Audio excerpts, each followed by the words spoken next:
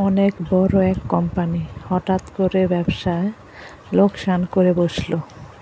এক দুপুরে সেই কোম্পানির কর্মচারীরা বাইরের ক্যান্টিনে লাঞ্চ করে ফেরার সময় অফিসের প্রবেশমুখে একটি নোটিশ দেখতে পেল।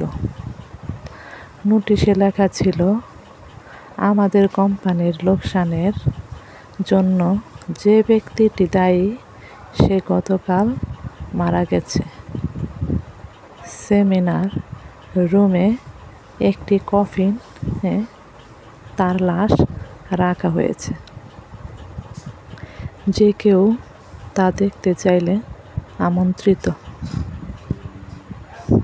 একজন সহকর্মীর মৃত্যুর খবর শুনে প্রথমে লোকেরা দুঃখ পেল, তবে এরপর তারা কৌতূহলী হয়ে উঠল এই ভেবে যে আসলে কে হতে পারে সেই ব্যক্তি। তারা সবাই সেমিনার রুমে এসে একত্রিত হলো। সবাই ভাবতে লাগলো, আসলে কে সেই লোক যে আমাদের সাফল্যের পথে বাধা হয়ে দাঁড়িয়েছিল। তবে সে যেই হোক, এখন অত্যন্ত সে বেঁচে নেই। একে একে তারা যখন কফিনের কাছে গেল এবং ভেতরে তাকালো, হঠাৎ তারা কেমন যেন বাকশূন্য হয়ে গেল, হতভম্ব হয়ে গেল, যেন তাদের আপন কারো লাশ সেখানে রাখা ছিল। কফিনের ভেতরে আসলে রাখা ছিল একটা আয়না।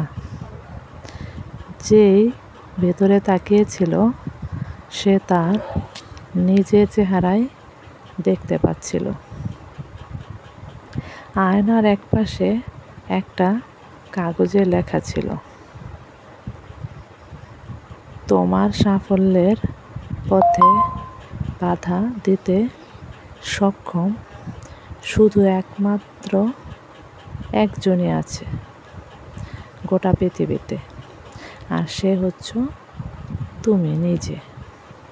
তুমি সে একমাত্র ব্যক্তি যে তোমার জীবন পরিবর্তন আনতে পারো, তোমাকে সুখী করতে পারো, তোমাকে সাহায্য করতে পারো। তোমার জীবন তখন বদলে যায় না যখন তোমার অফিসের বস বদলায়, যখন তোমার অভিভাবক বদলায়, তোমার বন্ধুরা বদলায়। তোমার জীবন তখনই বদলায় যখন তুমি নিজে বদলাও।